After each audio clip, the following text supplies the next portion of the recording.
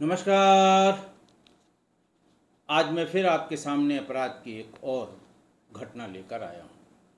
आज के अपराध की घटना हालिया है, फिलहाल की है। राज्य है हरियाणा और चंडीगढ़ के सेक्टर 13 की ये घटना है। बाद में आगे की घटना पंचकुला जो जगह है हरियाणा में, वहाँ की है।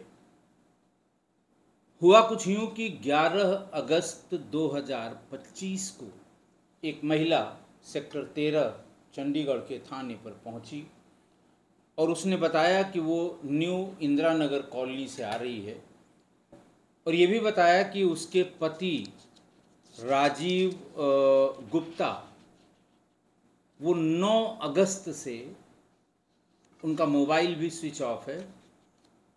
जहां वो काम करते थे आईटी कंपनी में, वहां भी वो नहीं गए और उनके किसी दोस्त से उनका कुछ पता नहीं लग रहा है। पुलिस ने इस घटना को बहुत सीरियसली लिया, उसकी गुमशुदगी दर्ज की, उसकी जांच शुरू की और लोगों से जानकारी शुरू की। उसका नंबर लिया उसकी पत्नी से और पत्नी ने बताया कि उसकी अभी हाल में शादी हुई है 2 अप्रैल 2025 को, यानी 3-4 महीने की शादी के बाद ही वो। तो पुलिस को शक, नई शादी में इस तरह की बात होती है, चाहे पति के साथ हो चाहे पत्नी के साथ हो, तो शक पति या पत्नी पर जाता है। पुलिस को पूरा शक हो गया कि नई नई शादी है, घर ही में कुछ हुआ होगा और पत्नी के ऊपर पुलिस ने शक करना शुरू किया। पत्नी का मोबाइल और पति का मोबाइल, दोनों के मोबाइल के सीडीआर खंगाले जाने लगे। पुलिस कमिश्नर शिवास कविराज ने इसमें कई लोगों की एक टीम बनाई और फिर उसके बारे में जानकारी इकट्ठा करनी शुरू की। एक अंतिम कॉल पुलिस को मिली जो मृतक के मोबाइल फ़ोन पर की गई थी और उसके थोड़ी देर बाद से ही वो कॉल, वो मोबाइल फ़ोन स्विच ऑफ हो गया। ये कॉल थी कमलदीप उर्फ कुंदन निवासी पीपली वाला मनी माजरा, और उसके साथ दूसरी जो कॉल थी वो सत्यनारायण उर्फ सत्ता निवासी ग्राम रिसालू, और एक आदमी और उसके साथ था। उस लोकेशन पर जहाँ से ये अंतिम कॉल हुई थी, उस कॉल पर 3 लोगों की लोकेशन आई और मृतक की भी लोकेशन उसी जगह पर आई। वो जगह थी पिंजौर नालागढ़ बाईपास, जो पंचकुला में पड़ता है। खैर, पुलिस ने फिर इन तीनों की, जिनकी लोकेशन वहाँ आई थी, वहाँ उनको सबको पुलिस ने पूछताछ के लिए डिटेन कर लिया।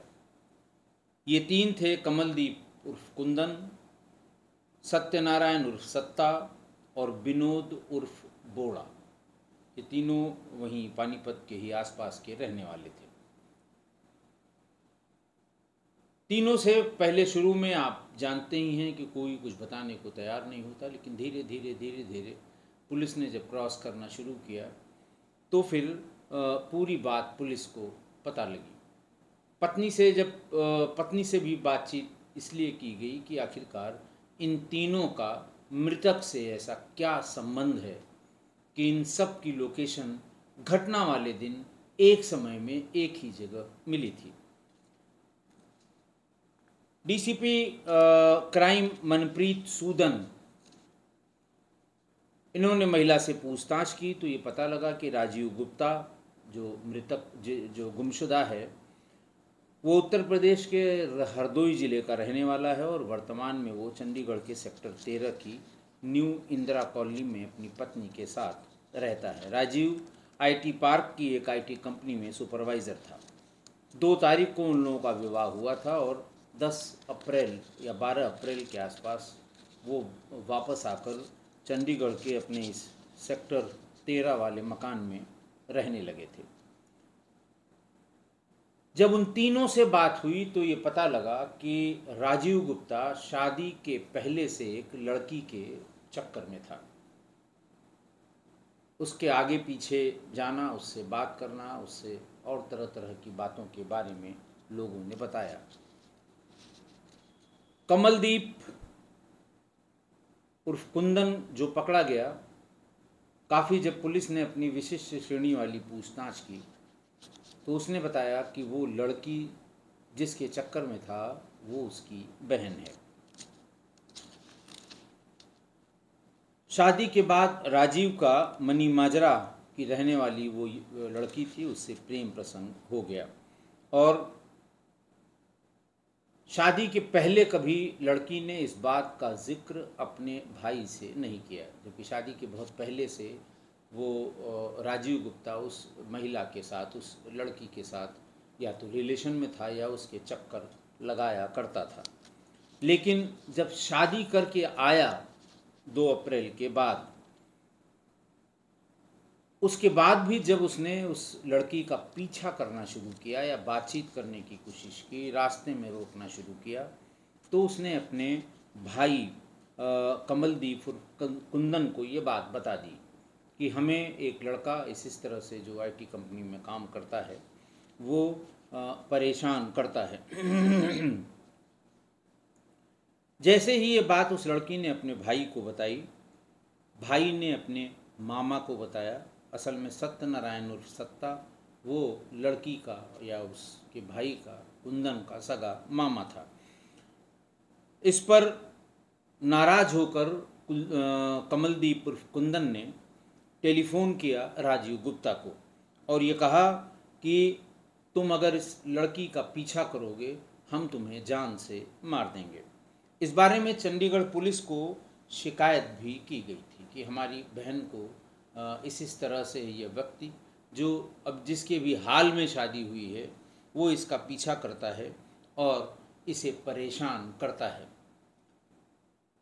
धमकी देने के बाद भी राजीव गुप्ता ने उस लड़की का पीछा करना नहीं छोड़ा, बल्कि वो उसको भी धमकाने लगा और इस बात के लिए ब्लैकमेल करने लगा कि तुम्हारी कुछ फ़ोटोग्राफ्स मेरे पास हैं, तुमने शिकायत की है पुलिस में, पुलिस ने हमारे साथ हमसे पूछताछ भी की है, मैं इन सारे फ़ोटोज़ और वीडियोज़ को सोशल मीडिया पर अपलोड कर दूंगा। ये सुनते ही वो लड़की और घबरा गई। उसने ये बात फिर से अपने भाई को बताई कि अब वो और परेशान कर रहा है, ब्लैकमेल भी कर रहा है। तब लड़की के भाई और मामा ने मिलकर एक साजिश रचनी शुरू की कि ये मेरी बहन की ज़िंदगी बर्बाद कर देगा, बहन की शादी नहीं हुई है और ये इस तरह से करेगा और अगर सोशल मीडिया पर ऐसा कुछ आ गया तो इसकी शादी में बहुत दिक्कत होगी, लिहाजा इसको रास्ते से हटाया जाना बहुत ज़रूरी है। लेकिन एक बार फिर उसने टेलीफोन करके राजीव गुप्ता से ये कहा कि अब तुम बहुत बुरा कर रहे हो, इतना तुम्हें हम लोगों ने समझाया, हम लोगों ने पुलिस तक ये बात पहुंचाई, लेकिन तब भी तुम मेरी बहन को परेशान कर रहे हो, ये बात ठीक नहीं है। लेकिन वो फिर भी नहीं माना। तब इन लोगों ने हत्या प्लान की और कई दिनों तक राजीव गुप्ता की रैकी की कि वो कब कहाँ आता है, कहाँ जाता है, उसकी पूरी डिटेल उन लोगों ने पता कर ली। उसके बाद 9 अगस्त को शाम को उसे फ़ोन पर बुलाया, ये कह के बुलाया कि चलो तुमने शादी कर ली, ये ठीक नहीं किया, तुम शादी से पहले अगर तुमने बताया होता तो हम तुम्हारी शादी अपनी बहन से ही करा देते। फिर ये कहा कि हम तुमसे कुछ बात करना चाहते हैं, तुम चले आओ अगर तो हम लोग बैठ के एक जगह बात कर लेंगे कि आखिर ये मसला कैसे हल होगा। तुम अपनी बात बताओ, हम लोग अपनी बात बताएंगे। अब ये मसला हल किया जाना बहुत ज़रूरी है, क्योंकि मेरी बहन की ज़िंदगी का सवाल है। फिर डीसीपी क्राइम ने ये बताया कि 9 अगस्त को जब उसको बुलाया गया, उसके बाद वो एक्टिवा पर मिलने के लिए आ गया। उसने सोचा हो सकता है कि अब फिर उस लड़की से कोई बात बन जाए, लेकिन वहाँ जब पहुँच गया जहाँ पे ये दोनों खड़े हुए थे, बल्कि 3 लोग थे वहाँ पर, उसमें तीनों ने उससे बात करनी शुरू की। उसको बातचीत में उलझाने के बाद सूए से, जो सूजा होता है बड़ा सा, जो बोरा सिलने के काम आता है, उस सूए से उस पर वार करने शुरू कर दिए। इतने वार किए कि जब वो गिर पड़ा तो फिर एक दुपट्टे से, एक चुन्नी से उसका गला घोंट दिया, और गला घोंटने के बाद सिर को, जब उल्टा आदमी लेट जाए पेट के बल, तो पीठ पर पैर रखकर और सिर को जोर से पीछे की तरफ खींचा गया, तो उसके गर्दन की सभी हड्डियां टूट गईं। हड्डियां टूटने के बाद आप समझ सकते हैं कि अगर बच भी गया कोई तो पैरालिसिस ज़िंदगी भर बनी रहेगी। और उसके बाद फिर उसे पास के सड़क के किनारे की एक जगह जहाँ पहले से खाई खोदी हुई थी, उसमें डाल के तीनों ने मिल के ऊपर से उसके मिट्टी डाल दी। बरसात हुई थी, मिट्टी बिल्कुल गीली थी, बहुत ज़्यादा दिक्कत नहीं हुई। हाथ से थोड़ा उस गड्ढे को 1 फीट गहरा कर लिया, उसी में उसके शव को डाल दिया और ऊपर से मिट्टी डाल दी। मनी माजरा स्पोर्ट्स कॉम्प्लेक्स के सामने की बात है। और पुलिस ने जब ये कहा कि भाई तीनों तुम लोग यहाँ थे, बॉडी कहाँ है, तीनों बॉडी को बताने में आनाकानी करते रहे। कभी यहाँ बताते थे, कभी वहाँ बताते थे। पुलिस परेशान हो गई। फिर पुलिस ने अपना जो शस्त्र है, पुलिस ने अपने जो उनके पास बातचीत करने की या उगलवाने की जो तमाम तरीके हैं, उसका जब प्रयोग किया, तो फिर वो लोग उस जगह पर लाकर उन लोगों ने पुलिस को खड़ा कर दिया। पुलिस ने खुदाई कराई वहाँ पर। फिर उस लड़के की, राजीव गुप्ता की लाश वहाँ पर मिल गई। तीनों लोग पुलिस ने फिर गिरफ्तार किया। कुंदन पुत्र प्रदीप कुमार निवासी पीपली वाला, मनी माजरा का रहने वाला, युवती का भाई था ये, सत्यनारायण उर्फ सत्ता, और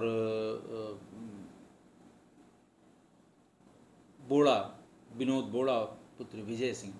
इन तीनों को गिरफ्तार करके पुलिस ने इन्हें जेल भेजा और वहाँ से इनकी कस्टडी रिमांड पुलिस ने प्राप्त की। वर्तमान में ये कस्टडी रिमांड पे हैं। 14 दिन की कस्टडी रिमांड थी। 27 तारीख को ये बॉडी रिकवर हुई थी, 9 तारीख का गायब हुआ, और 27 को पुलिस ने ये बॉडी उस मनी माजरा स्पोर्ट्स कॉम्प्लेक्स के सामने सड़क के किनारे ये बॉडी रिकवर की। और जो हत्या का मतलब आला कत्ल जिसे कहते हैं, जिससे कत्ल किया गया था, वो पुलिस बरामद नहीं कर पाई, लिहाजा इनको पुलिस कस्टडी रिमांड में लिया गया और उनकी रिमांड संभवतः कल ख़त्म हुई या आज ख़त्म होगी। तो पुलिस ने ये सामान उनसे बरामद कर लिया है। आज की घटना बड़ी सिंपल सी घटना है, लेकिन आज की घटना में सारी गलती, यानी सरासर सारी गलती युवक की है। शादी हुए भी थोड़े दिन हुए थे, 2 अप्रैल को शादी हुई थी, और ऐसा लगता है लड़की की बातचीत से भी कि शादी के पहले से ही वो लड़की के चक्कर लगाया करता था। अगर वो खाली चक्कर में था, यानी आसपास चक्कर लगाना, बात करने की कोशिश करना, मोबाइल पर मैसेज करना, ब्लॉक होने के बाद दूसरे मोबाइल से मैसेज करना, अगर सिर्फ यही बात थी तो उसे शादी नहीं करनी थी। अगर जैसे होता है ना कि इतना सब करने के बाद उसे आशा रहती है कि आज नहीं तो कल उससे मेरी बात हो जाएगी, हमारे जो मैं कहूँगा वो वैसा करने लगेगी, तो उसे शादी नहीं करनी थी। और अगर संबंध हो गए थे फिर तो शादी बिल्कुल नहीं करनी थी। अगर सिर्फ आगे पीछे चक्कर ही लगा रहा था तो शादी के बाद वो चक्कर नहीं लगाने थे। यानी जितने ऑप्शन हो सकते हैं उन ऑप्शंस में सब में उसकी राजीव गुप्ता की ही गलती समझ में आती है। राजीव ने शादी भी की और शादी के बाद भी चक्कर लगाना बदस्तूर जारी रखा।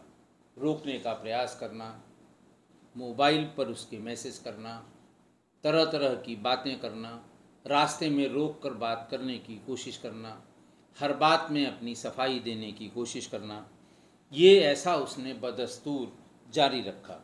और ये बात कभी किसी भी लड़की को बर्दाश्त नहीं हो सकती, किसी कीमत पे बर्दाश्त नहीं हो सकती। जब तक लड़के की शादी नहीं हुई थी तब तक तो शायद लड़की के दिमाग में ये रहता था या उसे एहसास होता रहता था कि शादी इससे नहीं करूँगी, ये बिना बात के चक्कर लगा रहा है। लेकिन फिर भी जो किंवदंतियाँ हैं पुरानी, उसको देखकर ये लगता है कि अगर कल को इसके बाबत घर वालों को पता लगेगा तो हो सकता है वो दोनों की बातचीत करके शादी भी करा सकते हैं या शादी कराने की बात कर सकते थे। तो एक छोटा सा सेफ पैसेज बना रहता है। लेकिन शादी करते ही लड़की के दिमाग में ये आ जाता है कि ये सिर्फ हमारे साथ टाइम पास या हमारे यूज़ करने के लिए या हमको यूज़ करने के लिए ये मेरे चक्कर लगाता है, कोई भी इसमें सीरियसनेस नहीं है। अगर सीरियसनेस होती तो ये शादी नहीं करता। इसका मतलब शादी कर ली इसने, अपनी ज़िंदगी अपनी बसा ली, जीवन की गाड़ी अपने रास्ते पर चला दी और हमें सिर्फ इस्तेमाल करने के लिए वो हमारे चक्कर में आगे पीछे करता रहता है। और शादी करते ही आप समझ ही रहे हैं उस लड़की का ये भ्रम टूट जाता है कि ये हमारे चक्कर में है तो आज नहीं तो कल हो सकता है ये सक्सीड कर जाए, हो सकता है इसे सफलता मिल जाए। और जब शादी करने के बाद भी उसकी ये हरकत जारी रही तब लड़की ने घर वालों को बताया और ये भी बताया कि अब उसकी शादी हो गई है। लेकिन फिर भी वो हमारे चक्कर लगाता है और बातचीत करने की कोशिश करता है। ये बात घर वालों को भी नाकाबिले बर्दाश्त लगी कि भाई ठीक है, जब तक शादी नहीं की थी तब तक तो हो सकता था ऐसा, लेकिन शादी करने के बाद कौन ऐसा करता है और अब क्यों ये चक्कर लगा रहा है, इसकी नीयत में खोट है। फिर पीछा छुड़ाने के लिए उसने, लड़की ने जब ये शिकायत की अपने भाई से, अपने सगे भाई से, भाई ने अपने मामा से इस बात का जिक्र किया, तो फिर उन दोनों को लगा कि ये हरकत बहुत ही बेजा हरकत है इस लड़के की, इसका एक ही दंड है, इसे रास्ते से हटा दिया जाए। और उन्होंने ऐसा ही किया, उसको रास्ते से ही नहीं हटाया बल्कि उसे ठिकाने ही लगा दिया और बिल्कुल पक्का हिसाब किताब किया था कि मारने के बाद उसे ऐसी जगह गाड़ दिया था कि पुलिस को पता करने में पसीने छूट गए। हत्या के बहुत दिन बाद लाश की रिकवरी हो पाई। देखिए, राजीव ने बहुत गलत किया, किसी भी तरह से राजीव की इस हरकत को जायज़ नहीं ठहराया जा सकता। हालांकि उसकी मृत्यु या उसकी हत्या ये भी गलत है, समझाने की कोशिश करनी चाहिए थी, शायद समझ में आ जाता। पुलिस अगर इंटरवीन करती उसी समय जब लड़की वालों ने शिकायत की थी तब शायद ये हत्या न होती। लेकिन पुलिस तो पुलिस है, कहीं की भी पुलिस हो, आप समझ सकते हैं, कतई इंटरवीन नहीं किया और फिर उसकी हत्या हो गई। लड़की ने शायद परेशान होकर घर वालों को बताया होगा क्योंकि उसके सामने और कोई ऑप्शन बचा नहीं था। इसलिए लड़के और लड़की दोनों को, किसी भी लड़के और किसी भी लड़की दोनों को कोई एक्सपेरिमेंट करने से पहले एक दूसरे की मनोदशा को और उसकी साइकोलॉजी को अच्छी तरह समझ लेना चाहिए। तमाम तमाम घटनाएं ऐसी मौजूद हैं जिसको अगर सोचा होता, सुना होता, या सुना ज़रूर होगा, देखा होता, तो उसे समझ में आता कि लड़की की क्या मनोदशा होती है, कि अगर आपने शादी ही कर ली, फिर उसके आगे पीछे घूमने का मतलब है अपनी जान से हाथ धोना। ये लड़की के लिए भी है कि अगर किसी लड़के से कोई संबंध है और लड़की की शादी हो गई, फिर भी वो उस लड़के को परेशान करती है, तंग करती है, तो उसका भी यही हश्र होता है। कई अपराध की घटनाओं में मैंने आपको ये बता दिया है। तो इसलिए जब तक आप मनोदशा और साइकोलॉजी को अच्छी तरह से नहीं समझेंगे और सोच समझकर कदम आगे नहीं बढ़ाएंगे, तो फिर वही होगा जो राजीव गुप्ता के साथ हुआ है। आशा आशा नहीं, विश्वास है कि आप मेरी इस बात से सहमत होंगे। आज फिर मैं उन सभी लोगों का धन्यवाद करता हूँ जिन्होंने हमें सहायता की है QR कोड के ज़रिए, नंबर के ज़रिए, जो पिछले 10, 15, 20 दिनों से मैं अपने किस्सा गोई के एपिसोड्स में जिसको डिस्प्ले करता हूँ। एक बार फिर से उन सभी का हृदय से धन्यवाद।